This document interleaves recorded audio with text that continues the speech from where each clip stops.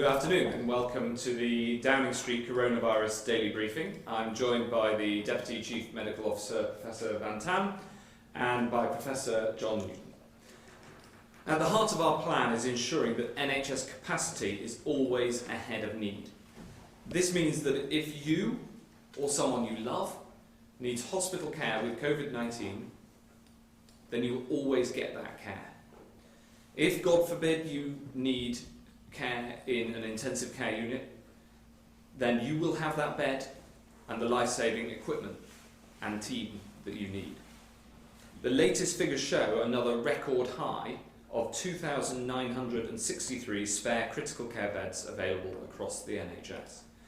We said at the start of this that our primary goal in our battle plan was to slow the spread and protect the NHS by flattening the curve and increasing capacity.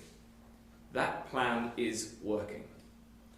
At no point in this crisis has anyone who could benefit from critical care been denied that care because there weren't enough staff or beds or ventilators to treat them. But there is much further to go. On the most recent figures, 535,342 tests have now been carried out in the UK, excluding Northern Ireland. Of these, 129,044 have tested positive. The number of patients in hospital with Covid-19 symptoms is now down to 17,681. 17,366 people have sadly died in hospital, which is an increase of 852. This number is another salutary lesson, and it tells us of the deadly nature of this virus. We owe it to them and to ourselves not to throw away the progress we've made so far. We have been clear that we will not risk lives by relaxing the social distancing rules before our 5 tests have been met. First, that the NHS can continue to cope. Second, that the operational challenges can be met. Third, that the daily death rate falls sustainably and consistently. Fourth, that the rate of infection is decreasing. And most importantly, that there is no risk of a second peak. I now want to update you on 2 specific areas of huge importance. First, PPE. Protective equipment delivery is an operation of unprecedented scale and complexity. Since the start of the crisis, we've now delivered over 1 billion items of PPE. We're constantly working to improve that delivery system, buying PPE from around the world and working to make more here at home. We have a diverse range of suppliers, and we're working day and night to expand that supply base. We're in direct talks with the factories that actually produce the PPE and the fabric that it's made of. This has proved one of the most fruitful avenues, and I want to especially thank my Foreign Office and DIT colleagues, especially in China, for the incredible work making these connections. I also want to thank the enormous response we've had from our appeal for companies to come forward to help replenish the stocks. As of yesterday, we've had 8,331 offers of PPE equipment, and we're investigating each and every one of those many leads. Now, of course, some of these leads have led to very large-scale purchases of many millions of items. But the reality is that not each of them, not everyone who approaches us can deliver on their offers in scale. I'm very grateful to all those who have come forward, and we are now actively engaged with thousands of these companies, and I can announce that we're working with 159 potential UK manufacturers which are starting to come on stream. I've said many times that I am determined to get people the PPE that they need. This is a 24/7 operation. It's one of the biggest cross-government operations I've ever seen. And I'm grateful to colleagues from the NHS, from Public Health England, the Crown Commercial Service, Cabinet Office, Communities Department, the Ministry of Defence, the Armed Forces, the devolved administrations and the territorial offices, the Business Department, the Treasury, the Foreign Office, and the Department for International Trade for their enormous hard work on this. And I'm also very grateful to Lord Dighton, who delivered the Olympics, for stepping forward to lead this national effort and deliver once again for his country. The second area I want to talk about is vaccines. In the long run, the best way to defeat coronavirus is through a vaccine.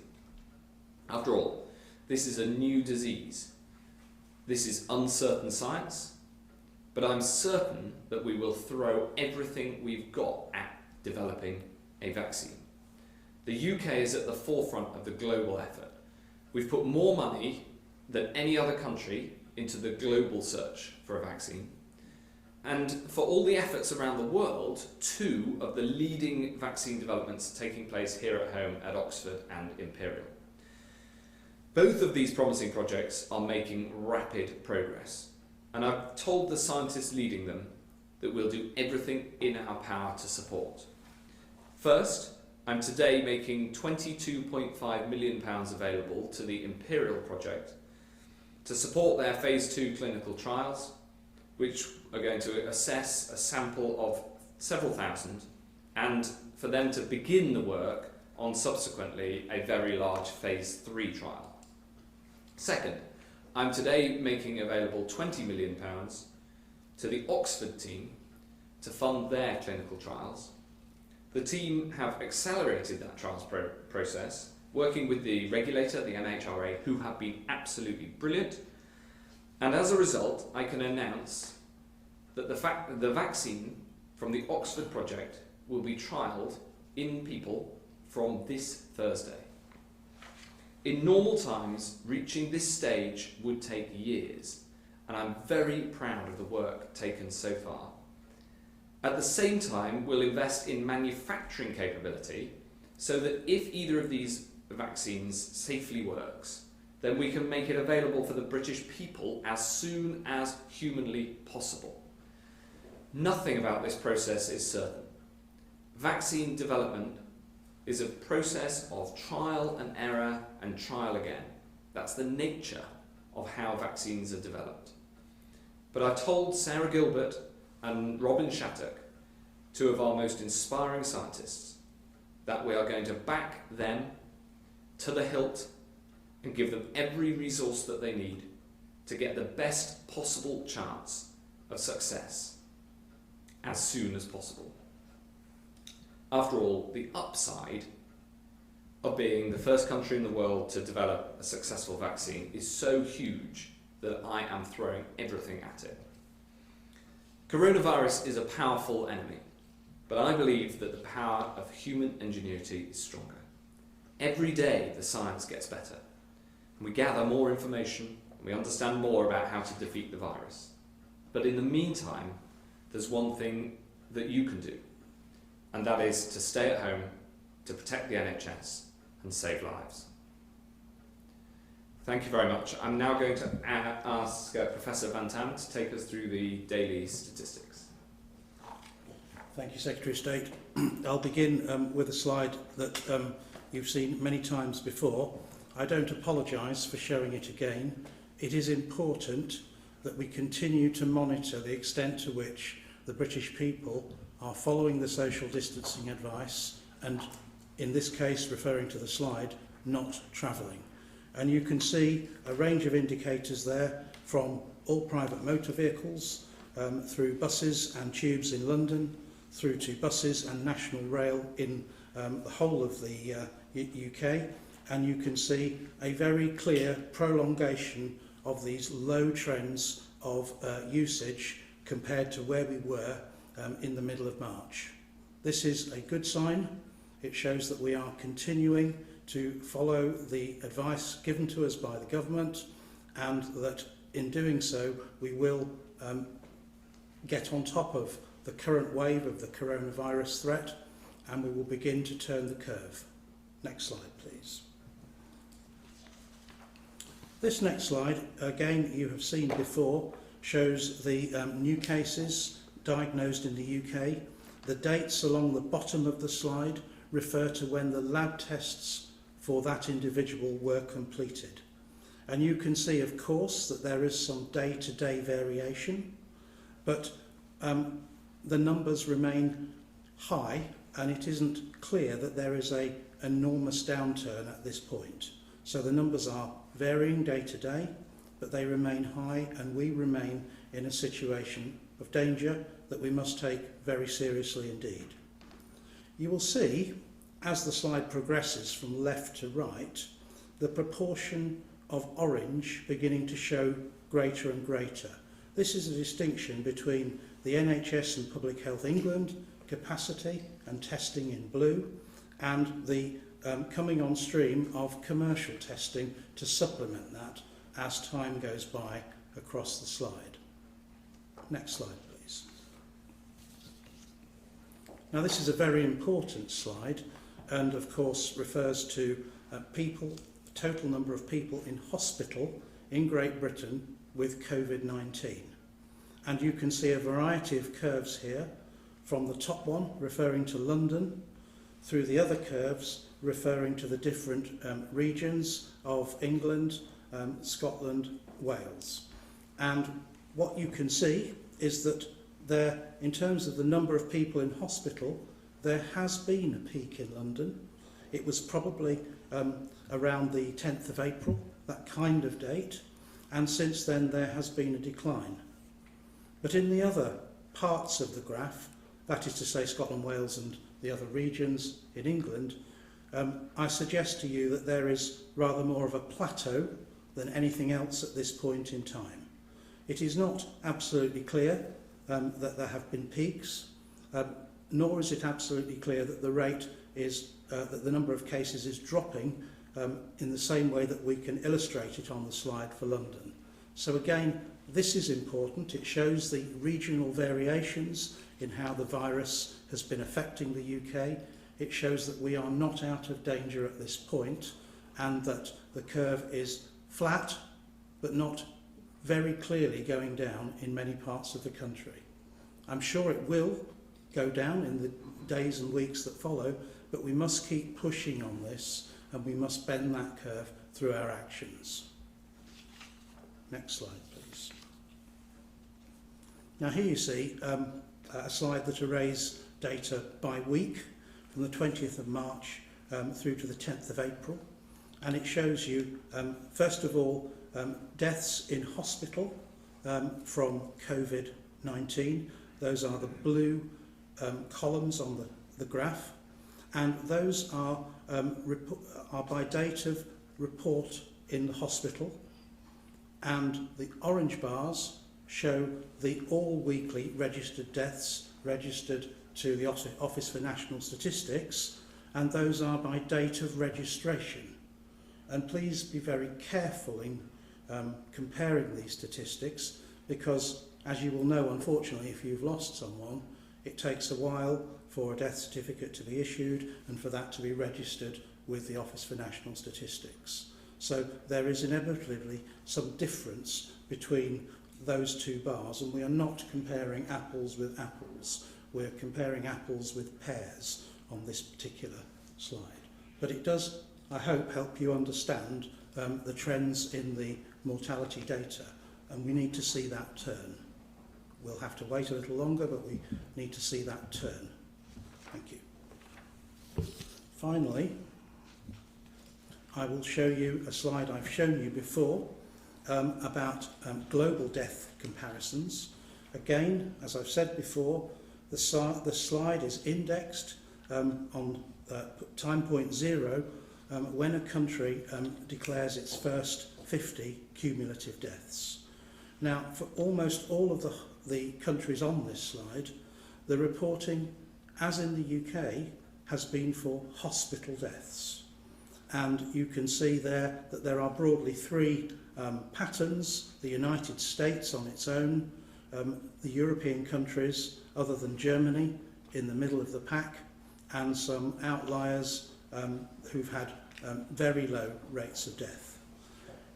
On the slide, if you look carefully, you will see a curve for UK hospitals only, and a UK all settings, which is lagged further behind, which includes all of the deaths reported to the ONS. but you will see that they are on the same trajectory within the same framing of those middle countries. These are important comparisons, but what will be really important in the future, and we do not yet have those data, are international comparisons of excess deaths, particularly across Europe, where a pretty standardised methodology is used for counting excess deaths. But those data take time to assemble, and I don't have them for you today. Thank you, Secretary. Okay, thanks very much indeed, Jonathan. First question is going to be from Laura Koonsberger, BBC. Thank you, Secretary of State. Just on PPE, this was declared a pandemic well over a month ago. Why is the government still having to scramble now to get our health workers the equipment that they need, and allowing UK firms we've been hearing from today who could supply British hospitals and care homes to sell their products abroad? Well, as you know, Laura, we've been pushing at making sure that we get PPE to the front line, to the people who need it, since right at the start of this crisis, and especially since the big increase in demand about a month ago. We've now shipped over 1 billion items, and we're also at the same time replenishing the stocks on a 24/7 basis, and I've described something of the operation to do that. And we bought a huge proportion of that from overseas, and that will continue to make sure that alongside making more PPE here, we also buy it from the big producers, especially in China. And that's where the big numbers are, making sure that we get that PPE into the country, out to the front line where it's needed. Can I come back in? Okay. But, you know, day after day we're hearing from people on the front line that they do not have enough. I mean, how do you explain the gap between what you were saying about getting everything in place and what people who are working on wards or working in care homes are actually experiencing? And why did ministers suggest there was some kind of mix-up about not taking part in the EU scheme to get medical kit, when the most senior civil servant at the Foreign Office said this afternoon it was a political decision, to use his phrase? Well, I haven't seen that exchange, but I have spoken to the Foreign Secretary, and as far as I'm aware, there was no political decision not to participate in that scheme.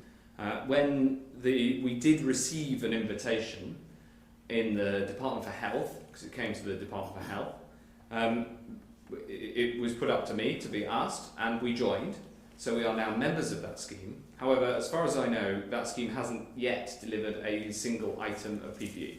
So I think the most important thing that we concentrate on is what are the offers that can get us the most PPE to be able to get it into the country, to be able to manufacture it here, and to be able to then get it out to the front line. And we're doing everything we possibly can to make that happen. Robert Peston, ITV.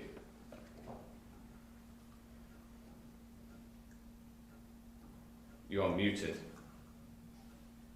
What's going on? Okay, can you hear me now? Yes. Good afternoon. Is it correct that you're not ready to change your advice on the usefulness for the general public in wearing masks because you don't want to deprive healthcare workers of masks? And secondly, you have dramatically increased the capacity to test. We're up to the capacity of 40,000 a day, but only 20,000 are actually happening. There seems to be a problem of actually carrying out the tests and then delivering the swabs to the labs. We've spoken at ITV to care homes who say they are too far from the test centres and they're not getting enough help when it comes to testing their residents. Yes, well look, on both points, on the use of face masks, we are advised by the science, and we've been asked this question many times in this forum, and we listen to what the scientists say. There was a meeting of SAGE that I think addressed this question earlier today. I look forward to hearing from that, and then to ministers making decisions based on the science as always. On the question of tests, I think it's terrific. I might bring John Newton in a minute, but it's terrific that we have managed to increase capacity to over 39,000 tests a day, which is higher than our planned trajectory. Of course, having excess capacity means that we can then expand who that capacity can be used by, and also, exactly as you say, increase the availability to more people, make it easier to access. So one example is that we have introduced home testing, where a test can be sent out and taken and then returned, so that the individual doesn't need to move. And obviously home testing will be particularly helpful to those living in care homes, for whom, exactly as you say, a trip to a drive-through testing centre might be a difficult thing to do. John. Yeah, thank you, Secretary of State. So yes, capacity has gone up dramatically, and in fact is going to continue going up a lot quite soon. So we can now say we are meeting the requirement in hospitals. We're also meeting the requirement to test NHS and care staff with the drive-in centres. We've tested over 100,000 staff, and many of those have gone back to work, and in fact NHS sickness absence rates are now falling as a result, so that's very good news. We're now progressively expanding the access, so you're quite right, the drive-in centres are not necessarily ideal for people working in a distributed system like the care sector. So although access is available in NHS labs and NHS settings, which is very widely distributed, we're piloting a number of different ways of getting tests out to people, both directly sending swabs to care homes, also Secretary of State mentioned testing at home, and also mobile delivery. So there are a number of ways we can get the swabs to the people rather than expecting the people to come to the swabs. Does that satisfy you, Robert? Well, it was just, if I could just ask, I suppose Jonathan Van-Tam would be best on this. Is the priority when it comes to face masks, frankly, healthcare workers, and that although there may be a case for the general public using them at some point, this would just not be the right moment? Thank you for the question, Robert. I think I'd kind of reply on 4 points. The first thing to say is I have always said to you that we will keep the evidence under review, and we are absolutely doing that. I've also said to you that we will change if we feel that the evidence is driving us that way, and we will advise ministers accordingly. SAGE has indeed met today and discussed personal protective equipment, and advice will go to ministers in due course. And I'm not going to comment about that any further today, nor would you expect me to. What I can say is that there is an absolutely enduring principle here that SAGE places great value and prime importance on never jeopardising the supplies of PPE to our health and social care workers. And that is a line we are not going to cross under any circumstances. Thanks, Robert. Victoria McDonald, Channel 4. Thank you, Secretary of State. Just back on PPE, we have talked to a number of suppliers and distributors who have talked a lot about the obstacles they've faced of getting through the procurement system. So they will send an email, they will make a telephone call, they don't hear back, then they'll be asked questions they've already answered.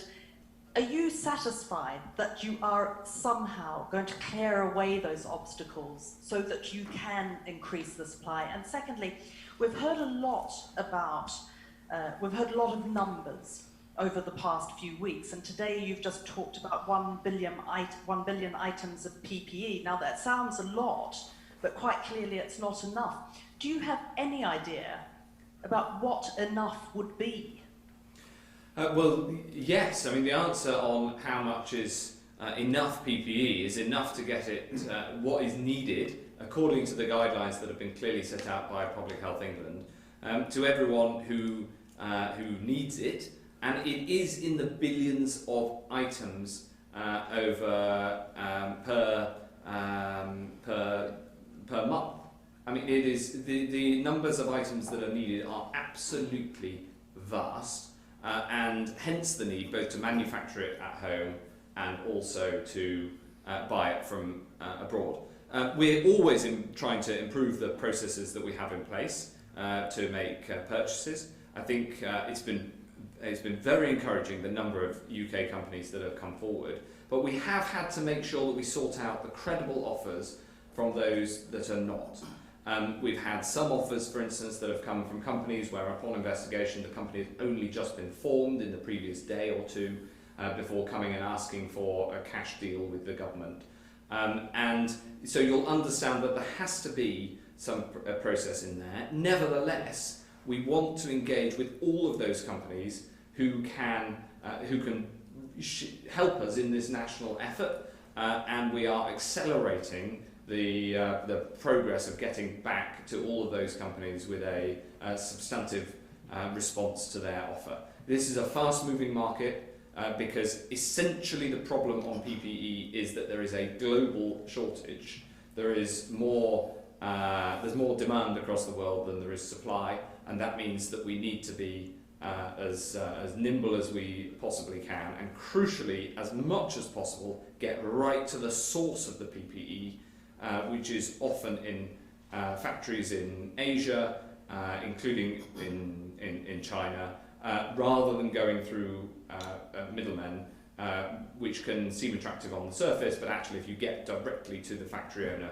then you get a more secure supply. So it is a complicated picture. And none of this takes away the importance of delivering on this agenda, or the resources and the support that we're throwing at it. Daniel Wootton, Talk Radio. Good afternoon, Secretary of State. A report by the EU agency, the European External Action Service, to be published this week, concludes that official and state-backed Chinese sources are behind the spread of conspiracy narratives designed to exonerate the Chinese government over coronavirus. The report will say China has run a global disinformation campaign to deflect blame for the outbreak of the pandemic. What is the UK government doing to stop these Chinese disinformation campaigns? Well, I haven't seen that report, and I haven't seen any evidence of what you describe, but we have seen more broadly disinformation, and disinformation being put about, especially on social media, and tackling that is incredibly important, because what the public want and what the public should be able to expect is high quality information, highly factual, even in this uncertain environment, because we're still learning about the disease, to be able to be as clear and transparent as possible, and for the government to describe which information we think is we have high confidence in, and to be able to explain the conclusions we reach from that information. And so tackling disinformation is an important part of it, but I'm afraid I can't comment on the specific piece that you refer to. Chris Smith from The Times. Thank you, Secretary of State. Can I ask about asymptomatic transmission? Given the need to isolate cases in any easing restrictions, how big an issue this is going to be in terms of hindering any attempt to ease lockdown, and the risk that whatever we do, we could get a second peak because of this? And related to that, can our current tests actually pick up cases when people are not showing symptoms with any accuracy? And given concerns about transmission in hospitals at the moment, as well as the huge amounts of unused testing capacity we have right now, should we now be screening asymptomatic health staff for the virus? Well, these are very, very good questions. What I'd say is that the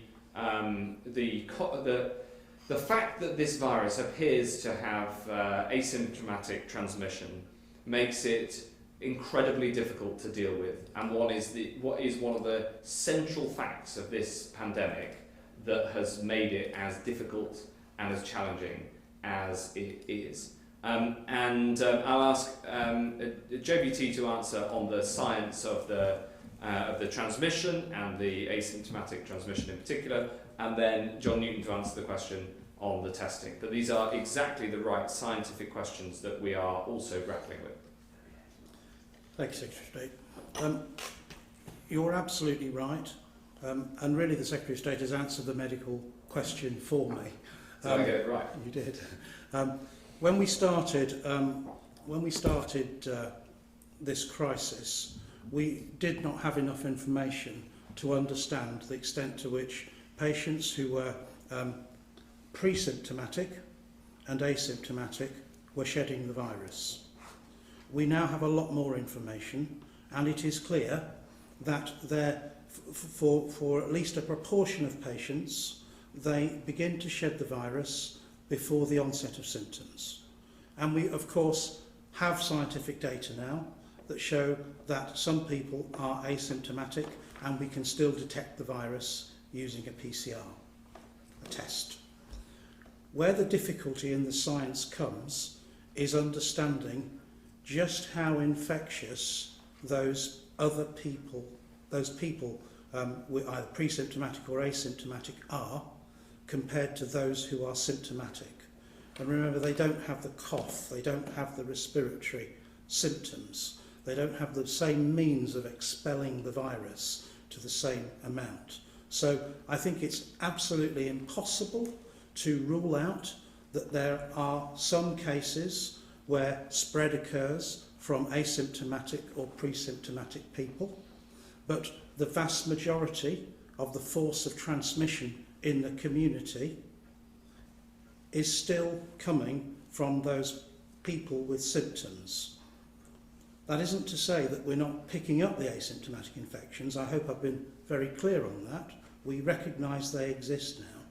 But the extent to which they are the primary problem, as opposed to the primary problem for transmission being the people who've got the cough, got the fever, and are clearly emitting the virus through coughing and sneezing, they are undoubtedly the biggest route of transmission in our communities, and the public health advice remains the same, that the moment you have symptoms of Covid-19, you go home and you begin self-isolation. And if you live in a household with others, then you take them with you, and the family isolates with you for 14 days. Thanks, Professor. John. Yeah, thank you, Chris, for the question. So the simple answer is yes, the test will detect the presence of the virus in people who are asymptomatic. And one of the ways we're using the current testing capacity is to do scientific studies to show the spread of the virus in representative populations, and we're ramping up that activity quite a lot to give us more of this sort of information. But it's already obvious from the early studies that in areas, particular settings where social distancing isn't possible, particularly closed areas such as in hospitals or in care homes or indeed in prisons, there is a need to go in and do intensive testing to try and understand how many people might be asymptomatic and carrying the virus. So those studies are underway, and we're working closely, particularly with the NHS, to design an approach to that. So looking to the future, one of the reasons we need a good level of testing capacity is to provide the testing for infection control. So when we do have outbreaks of infection in certain settings, we need to be able to go in and test not just people who are symptomatic, but also people who are asymptomatic, and that is what we are doing. Does that satisfy you, Chris? Or? Yeah, can I just follow up, Professor Newton? Those early studies you're doing, what does that show about the extent of transmission in healthcare settings? And just to clarify the point about screening of NHS staff, can we expect that to make a contribution to meeting the 100,000 target by next week? Well, there's an international literature which shows, for example, there's a study from New York in women in maternity setting showing a significant number, a small proportion, who were asymptomatic and who had positive tests. And we also know from studies that Public Health England has carried out in some care home settings that a number of staff and residents who are asymptomatic have test positive. So it's all very consistent internationally. It's a small proportion, and it's also important to emphasise that the test is not a screen. So the idea that you would use the test to screen the whole population, or indeed to screen the whole of the workforce, isn't really how the test could be used. So you would test somebody on day 1, and on day 2 they might become positive, and you wouldn't know. So we use the test to understand the spread of the virus in a population or in a setting in order to be able to put in place the measures required to control that infection. It's not to be used broadly as a screen. That's certainly not the current thinking. But as Jonathan has said, very important that we keep an eye on the science And if the science develops further, then we will need to change our testing strategy, obviously. And to answer your question of will we do testing of asymptomatic staff in hospital as part of meeting the 100,000 target by the end of the month, the answer to that is yes, and we have a plan to be able to do that as we expand access to testing to meet the capacity that, as we can see from the figures, that capacity is increasingly available on the road to 100,000 tests a day. Thanks, Chris. Pippa Creer from the Daily Mirror. Hello, I've actually got a question for Professor Newton, but before I do, Secretary of State, if I could just clarify, following on from Laura's question, the top diplomat at the Foreign Office says we're not in the EU PPE scheme, and that the decision not to take part was a political one. But now you're saying it wasn't a political decision, and we are a member of the scheme, which I believe is the first time we've heard that. You can't both be right. Who should we be believing? Well, the invitation, when it came in to the Department for Health, and I know there's been debate about whether it was sent to the wrong email address initially, but the invitation, when it came to the Department for Health to participate in this scheme in an associate way, because we're not members of the EU, came to me for decision, and I said yes. But having said that, this, as far as I'm aware, this scheme has not yet delivered any PPE. And that's the decision-making process that I was involved in. There was a recommendation, and I took the decision in the normal way. That's the long and short of it. But the impact of this on our ability to deliver PPE is zero. There's no impact at all because the scheme has not yet made anything available. John, the first, yes. You haven't asked the question yet. I haven't asked the question yet, Right. Professor Newton. It's a different subject, actually, on airports. Hundreds of thousands of people continue to arrive in the UK each week, airports and ports. And countries like Japan and Italy have introduced temperature checks and other forms of screening weeks ago, and in some cases have quarantine restrictions in place for new arrivals. Just wondering why we haven't followed a similar route, and whether it's something that we might yet consider. Well, it's a larger question really about how we respond in the future to the pandemic, and I think I'm going to pass that one to Jonathan, because these are exactly the sort of questions that SAGE are considering. So, with port of entry screening, there is a basic problem that the length of a flight from a far-flung place to the UK is typically no more than 12 hours. I think we'd agree on that. But the problem is that people can be infected before they get on the flight, and the incubation period for this virus is up to 14 days. And it's typically 5 days. So I can fly back from, well, you choose the country, wherever you like, on a long flight, and I can become infected in that country before I get on the aircraft. And I will sail through Heathrow with absolutely no symptoms at all. I'm not being untruthful, there's nothing to declare. I won't have a fever, I won't be picked out.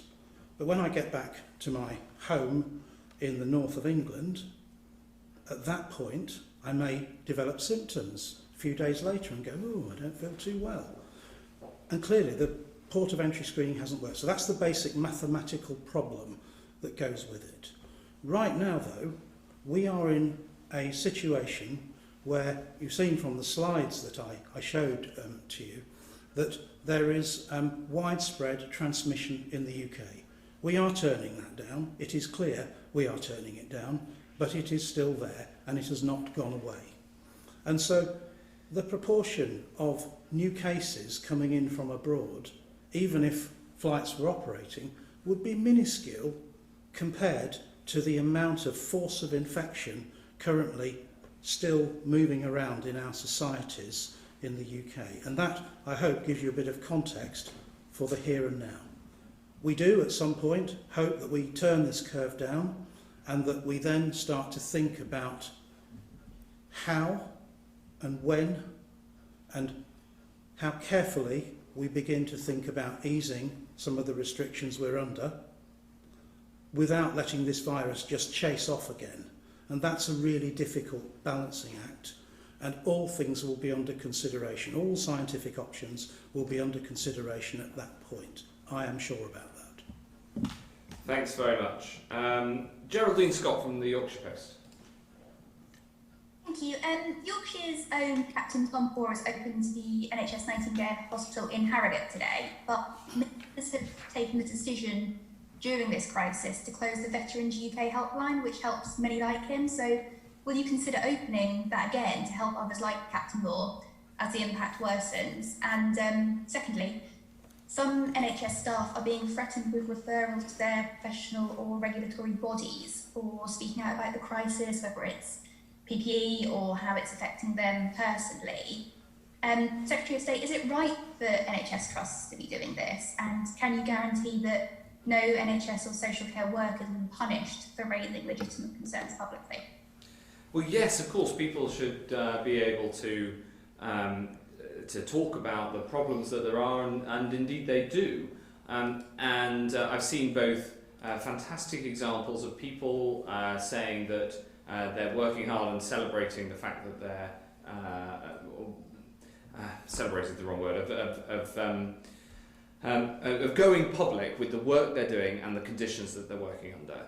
And I've also seen some people, for instance, saying that they're delighted that there's good PPE, and we've also seen people saying that there's a problem in their area, and I think that's totally normal and standard, and people should feel free to talk about what happens at work. I think that transparency is important, and it's the sort of approach we've tried to take as a government, including with press conferences like these. In terms of the Veterans UK point, I'm afraid I'll have to take that away and make sure that somebody gets back to you on the details of it, because it's an important area, but it's not one that I've got a direct answer to today. Thanks. Finally, Alistair Smout from Reuters. Hello, thank you. Secretary of State, you say the plan is working. Yesterday, PHE Medical Director Yvonne Doyle said stats showed about 10% of total COVID-19 deaths taking place outside of hospitals. The OMS figures published today said the number could be about 40% higher than the daily hospital figure.